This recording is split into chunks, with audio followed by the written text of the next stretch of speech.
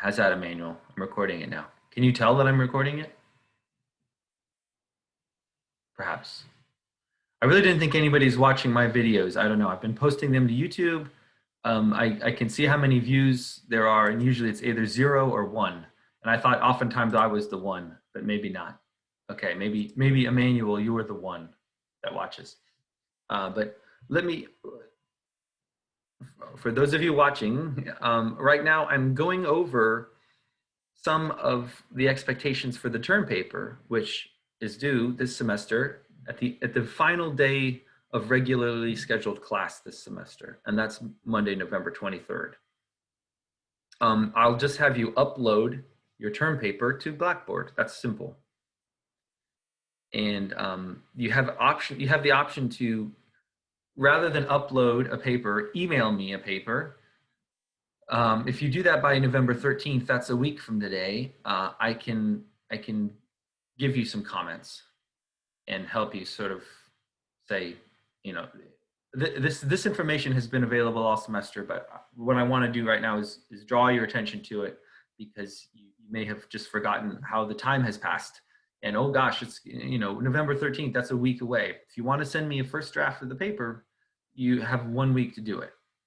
And by the way, it's optional. You don't have to send me a first draft. You do have to submit your final paper by November 23rd, which is 2 weeks plus a weekend, right? It's 17 days away. Not that much time. So one thing I might want to say also is that you have a lot of freedom about what your topic will be, what issue you choose. You can choose the same issue that you debated. So to save yourself time, excuse me, please feel free to choose the same issue that you prepared for your debate, but you don't have to do that. And in fact, I sort of, if you choose something else, you choose something maybe a little unusual, please ask me first. Say, I have this idea for a paper. I want to talk about, I want to talk about heroin farming in Afghanistan, and the people in Afghanistan should be encouraged to produce more heroin. I would probably say, you know what, this is not a good issue. It's you're kind of focusing on something pretty bizarre, and I don't think you're going to get a lot of good economic arguments that support it. And I would try to steer you somewhere else. I don't know why that popped into my head. It's the first thing that popped into my head. I'm not a heroin user, so it's kind of weird. So another thing, oh, by the way, in here on screen now, you can see some examples of things that are too big of an issue. If you say something like, I just want to write about NAFTA, I think NAFTA is interesting, I just want to write about it. That's too broad of an issue. What I suggest you do is, that's funny. What I suggest you do is write about something a little more specific, like how NAFTA has affected a particular aspect of the economy, such as the employment levels. Like what has it done to unemployment, or the trade balance between the United States and Mexico, or the United States and China, or government tax revenues. All of those are sort of ways to keying in on something that you could make an argument, a better argument. You'll have better data. You can gather data. You can use that data to make your argument if you have something a little bit more concrete that you're arguing. Not just, what it should not be is like a book report. Like, let me just tell you all this stuff about NAFTA, and you list a bunch of information that's available on Wikipedia for NAFTA. I don't want you to do that. That's not going to get you a good grade.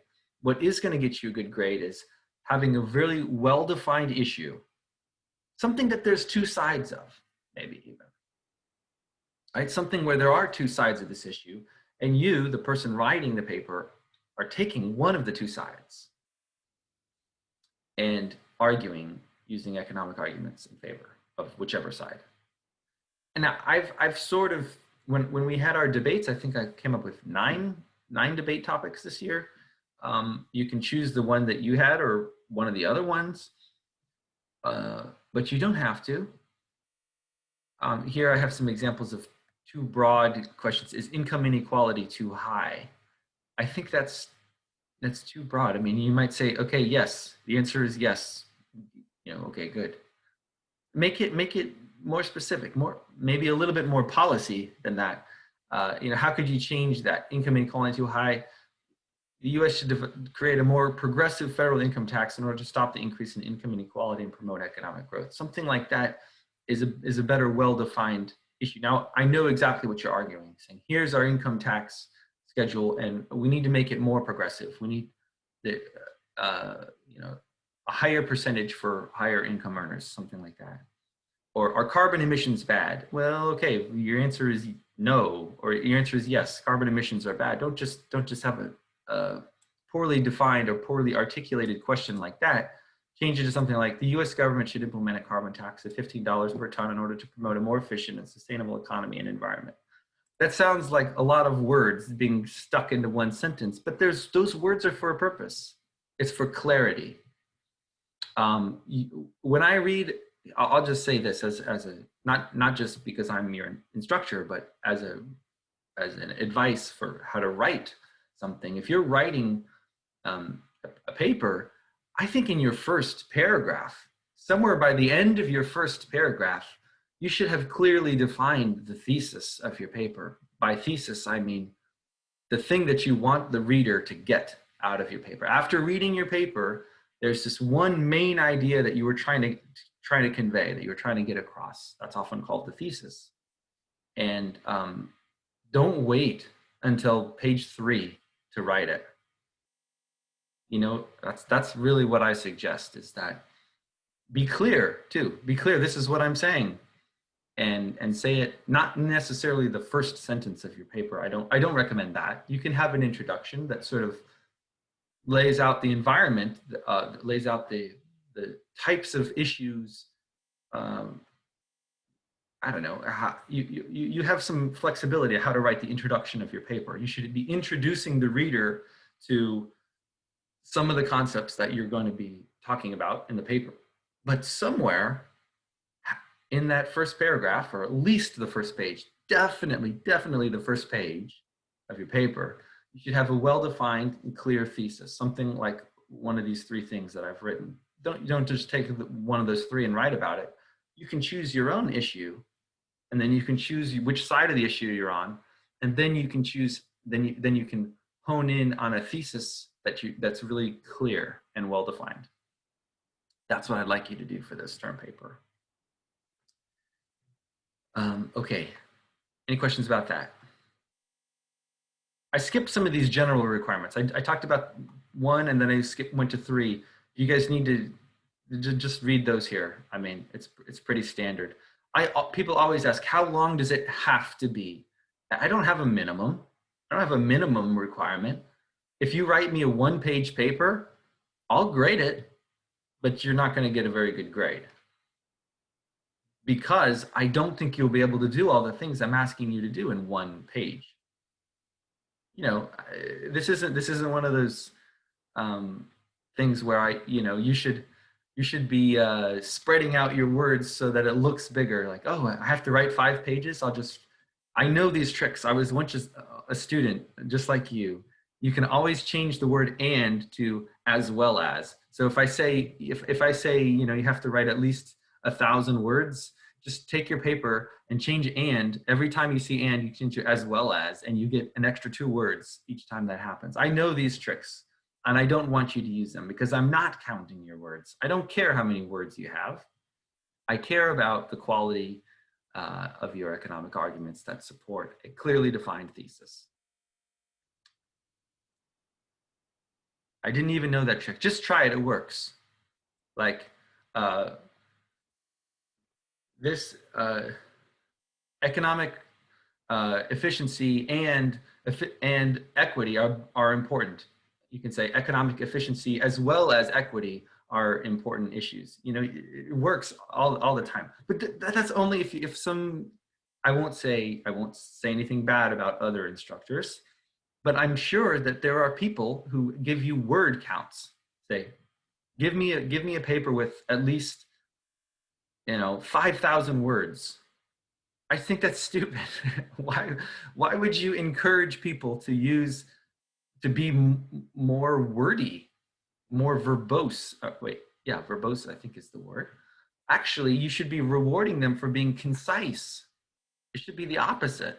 Like a word maximum, essentially, that says if you use too many words, you're wasting my time with wordiness that you don't need.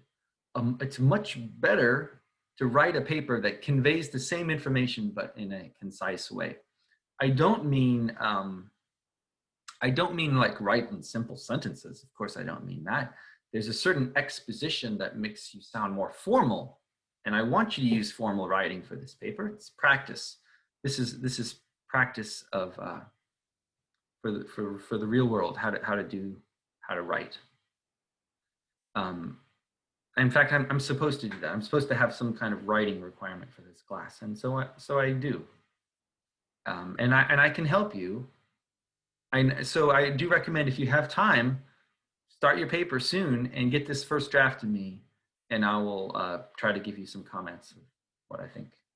Either way, if you're picking an issue that isn't one of the ones we've already talked about or will talk about, you should email me to confirm that it's a good issue.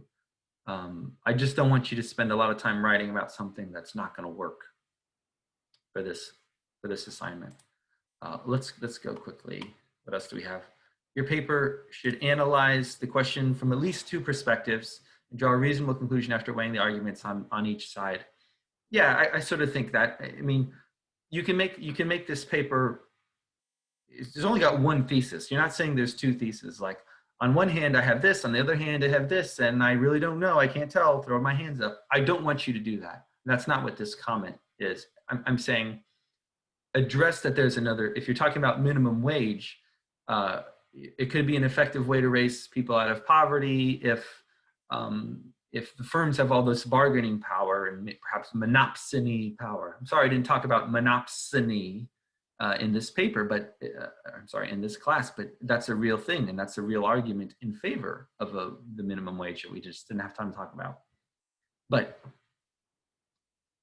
talk about that, but also you've got to acknowledge this fact that if you increase the minimum wage, it could cause some unemployment. There could be some people who decide to lay off workers because the cost of labor is too high.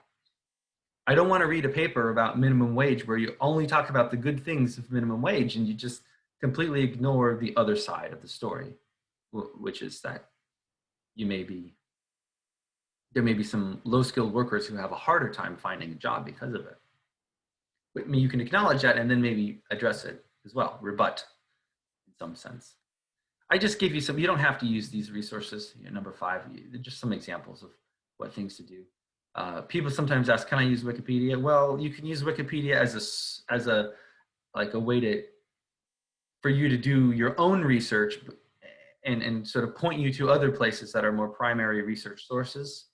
So in your paper, I don't think you should cite Wikipedia. It's just too open source, and therefore it's not appropriate for formal writing. But you can look at Wikipedia and say, hey, that cites to this other article, and I'm going to click on that and learn something like that. And so I hope you will find credible resources to cite in your paper, and go ahead and give me charts and graphs if they help. And that won't count towards what I say with like 10 pages. I don't want it to be longer than 10 pages. If you have a bunch of charts that make it get bigger, that's okay too. If you have a work cited or references or bibliography that makes it a lot longer, that's okay too. But please kind of cite where you get your stuff. I do want to see that you can make references. You can find credible information, cite it, and report the reference in your paper. If you need help with that, talk to me. But there's a lot of help you can get on that. So how will I grade you? The biggest thing is the quality and logic of the economic arguments that support your thesis statement. That's it. That's like half of your grade, and the other parts, roughly equally rated for how neat, how clear the structural flow of your paper. Did you present multiple perspectives? Did you have proper citation, use of sources, that sort of stuff? You guys have any questions about the term paper? I'm kind of rushing now because I wanted to do a quiz. We got to have a quiz about these two topics that the most recent two topics. Anybody have questions about the term paper though? Don't sleep on it. Don't wait until the last minute. The quality of your output will suffer if you wait to the last minute. You know, write it up earlier than you'd think, and then maybe you can have someone else take a look at it, like proofread it and think, is there something that you wrote that doesn't make sense? You should definitely proofread your own work, but if you can find someone else to do it also, you may not realize that something you wrote isn't clear or just is illogical. Like you set up a sentence, if A happens, then B, but actually, logically, that wouldn't be true. You know, A implies the opposite of B, not B. And the way you've written it, you just, you know, maybe you just weren't being very careful. So the earlier you start, the better your paper will be. That's what I believe. You guys have any questions about tragedy of the commons or health insurance markets before we go on? I mean, I don't know. You're gonna take a quiz. I want to give you plenty of time for the quiz. It might go a little beyond 10:50 since it's already 10:30. I want you to have more than enough time to do it. I think I have 2 essay questions this time. I think maybe 3. No, no, I think it's 2. So a lot of multiple choice and some essay. 2 essay questions. You guys have any questions? You want me to talk about? I just, everyone knows this is an open book, open note exam, open internet even. You're allowed to use the internet. I don't want you to just copy and paste anything for this quiz. Please write yourself.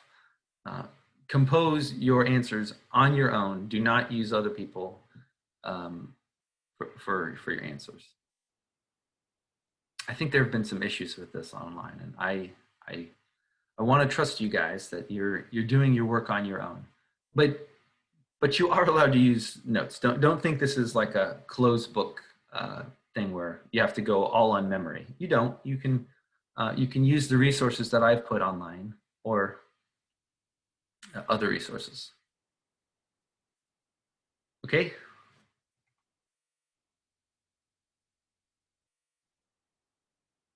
Should I go ahead and start the quiz? No objections? I'll stick around also for any sort of clarification purposes. I guess I created the quiz, but I didn't set up all the parameters that I needed to set up.